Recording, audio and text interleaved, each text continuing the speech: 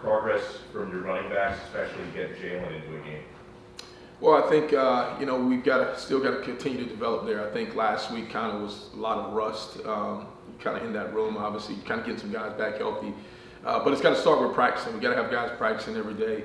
Got to have everybody competing, and that's one of the things that, based on our depth, we haven't had, over the last, few weeks. So getting him back was obviously encouragement, but it'll be better now as we get him back into acclimating into practice, getting them full speed reps all the time. Yeah, the flea flicker worked out quite well. What was going through your mind when you decided this is the time to dial up this play? It's one of your calls in the game, and obviously it's one that you prepare for, one you practice, go through execution-wise, and it's always your gut feeling when to call it, where to call it, situations in the game, and it came down to the players executing at a very high level. Josh, Tyler's pretty hard on himself after the last performance. I'm curious what you thought of his play, and then also just the receivers, are they getting open enough for your liking, creating more separation? Yeah, well, first off, we were very sluggish on offense. I don't think we can hide from that. We never want the quarterback to get hit 4 times. And so it wasn't anything, and credit to Southern Miss by any means, but it was all things we could control. We just had some mental collapses where we just kind of didn't touch a man or didn't block a man that was right in front of us. And it was nothing that our guys had prepared for. And it was just one of those moments in games where, we just had some kind of brain freeze. So we obviously corrected that and look forward to correcting that moving forward. Tyler's always going to be critical of himself. That's what you want out of your greatest leaders. You want them to, point the thumb at themselves before they point the finger at anyone else. And so he takes on tremendous responsibility trying to be being our quarterback, and we accept him for it. The receivers have done a great job. They've done a great job so far, but, I'm not ready to pat the backs of anyone. We've got to continue to develop ourselves, continue to take the next step. And one of the things that I thought would be our biggest challenge going into week 2 is how do you handle success. And so for us to be the team that we need to be a mature football team that understands how to handle success, also has to understand how to overcome adversity as well. Josh, tight ends only had 1 catch for 5 yards on Saturday. I guess what they were needing more blocking, Southern Miss blitzing, you luck of the draw or unluck of the draw. I guess why was that? Why did you see that? A lot of times that just goes off game flow. It's not anything intentional. It's kind of predicated based on what the defense is doing coverage-wise or where the ball is going. The biggest thing we always focus on is completion percentage. At the end of the day, as long as we're completing at a high number and we're keeping the quarterback clean, we really don't get caught up too much in who's touching the ball. Obviously, the ball is spread around quite a bit, but sometimes that's going to go to our X, sometimes that's going to go to our Z, sometimes it's going to go to our Y. But we got to make the most of the opportunities that are presented to us. And so it was one of those days, unfortunately, for the tight ends, but obviously their role didn't decrease by any means. I don't think you can judge one position based on performance and outcome catches. And so they're a critical part of our offense, an important piece to what we do, and they'll find opportunities in the pass game as we move forward. App State played kind of such an interesting offensive game. It wasn't like coming yards per play, but it was like perfect and situational football. Are there takeaways you can get from watching how they pulled off that upset on Saturday? Well, I think the biggest thing that stands out when you look at that game, right, was time of possession. I want to say Texas A&M only had the ball for about 35 or 40 offensive snaps, and when you're able to control the ball like that, that's a critical factor in games. A lot of people don't look at that statistic. Is the number of how many reps you're taking, how much you're controlling the game and controlling the flow of the game through time of possession. I think that's very important, especially when you're dealing with any type of explosive team. And obviously, Texas A&M is a team that's very explosive. They got a ton of speed on their team, a ton of speed on their defense. You've got to make sure that you're holding on to the ball and not giving it away, and being able to, a lot of people don't get excited about 3 or 4 yard gains, but those 3 or 4 yard gains win games. And you have to understand that within the game, and I think that's where Appalachian State did a great job of on last Saturday. How significant was it to have to go through the process of making halftime adjustments and then responding? Well, the biggest halftime adjustments that we made on Saturday was not, as I told our guys, is not killing ourselves, from that standpoint. We just, the breakdowns, the lack of urgency, the lack of execution, those were all things that we could correct and control. And so got them in at halftime, and the biggest thing I told them is to calm down. Just calm down. We've got to take a deep breath, calm down. For whatever reason it was, we came out just a mess. and it was evident in our performance early on. And so once they rallied themselves, understood there was nothing that we haven't seen, nothing that they haven't done, then obviously they started having success. And so the biggest thing is controlling the controllables, playing as clean and as good as we can. And Saturday, the slow start started just the fundamentals. Increase intention to detail in the fundamentals and the daily execution of things that we do all the time, and that's something we've got to continue to strive to work towards. Josh, how do you prepare, guys, I asked Mario this, for the noise factor, because the speakers at Green Tree just don't do it. Well, it's definitely a factor in the game. You're going into a very hostile environment and one of the most largest crowds in college football. You're talking about 100,000+ for every game for them, and so that's going to be different. It's going to be different on a lot of aspects for our team. But the biggest thing that we've got to do is we've got to embrace the environment. We've got to embrace playing in front of a packed out crowd, on the road, SEC environment. We will bring in the noise in practice, and it gets pretty loud with the speakers.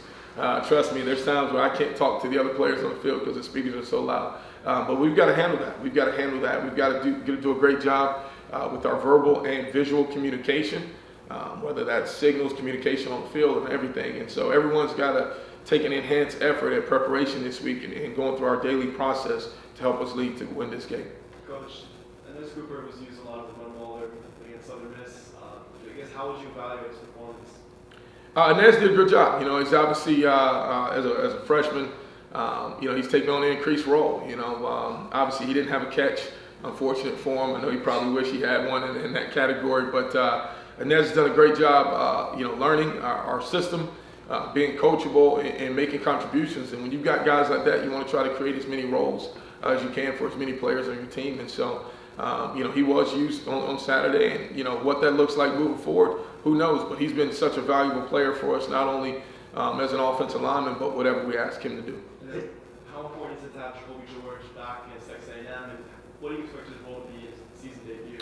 Well, I think Jacoby's got to create his role. I think obviously it's good to have him back, but he's got to create his role. I think when you look at the receiver room, some guys have created roles. Whether that's Keyshawn Smith, Mike Redding is playing at his best football right now. Obviously Xavier Restrepo is Xavier Restrepo. He's so consistent in his preparation and his performance.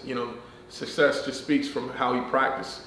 I think Brashad Smith has kind of taken the next step, even though Brashad can continue to learn from Xavier. And I think so many guys right now are clawing at opportunities in that receiver room. And so we've got to continue to push the competition level up there. And obviously getting Jacoby back makes us a little bit more deeper from that standpoint. But I'm excited this week to see him go out and compete and acclimate himself back into that room. What's your assessment to this point, situational football here? Third down, red zone, how you guys are doing?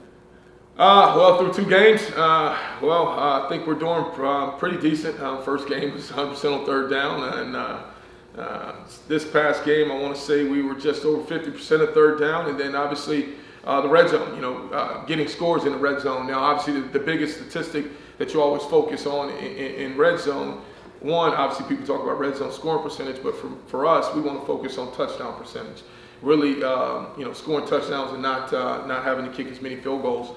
I think we kicked 3 field goals on Saturday. Unfortunately, we want those back. But things that happened in the red zone that took us back out of position to get those touchdowns were penalties, things that we can control. We had 1 touchdown come off the board of a long gain, another unsportsmanlike penalty or necessary roughness that took us out of scoring range, and then ultimately decided with a field goal. And so we just got to play clean football. When we get into the red zone, obviously the stakes become higher. And our focus has got to increase as well. And so we've got to play clean football in the red zone. We've got to be able to score touchdowns. Josh Gattis, I wanted to ask you about Zion Nelson. I know he got in there, obviously saw him 20 snaps or something like that.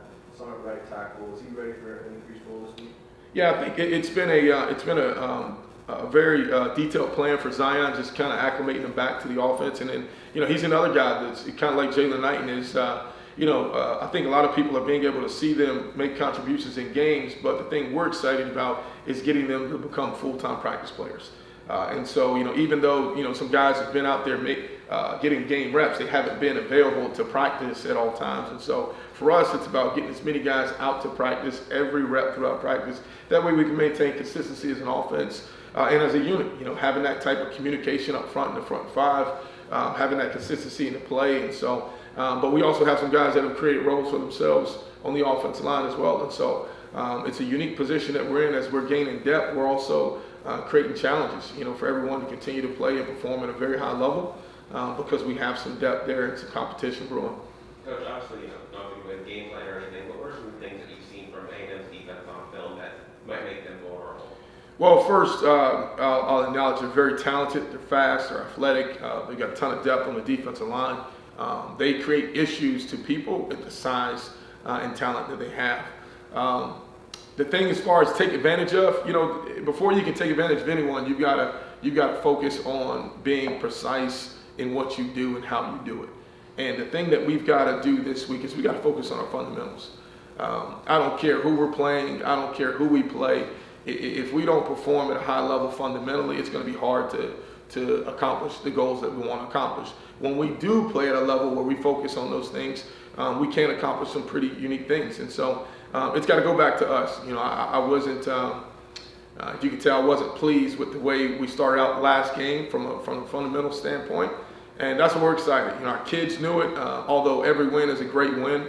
Our kids are eager to come back and get to work tomorrow. They're eager, obviously, to play on the road, but they're more importantly, they're eager to correct the mistakes that they've made and continue to enhance themselves moving forward. Anything else for Coach Gattis? Coach, how do you manage not revealing too much on a week-to-week basis? And do you work on certain, or do you kind of create certain plays for certain situations? Yeah, every game plan is different. There's different things different decisions that go into creating a game plan. Obviously, your personnel matchups, what defensively they may present challenges or opportunities, and then you grow it off of based on what your players do best. And so, the biggest thing for us offensively is to allow ourselves to put our players in the best position to succeed, and that's everyone included. And so when we're developing that game plan, we're taking in all attributes of what we know our players do best, what we see our players do best on a day-to-day basis, and not, we don't get caught up in the outside. We should look like this or look like that. We do what's best to win games, and ultimately, once you win games, then you ultimately win championships. And so, first and foremost is just taking a 1-0 approach each and every week. Whatever it takes to win that game, that's the approach we'll take offensively.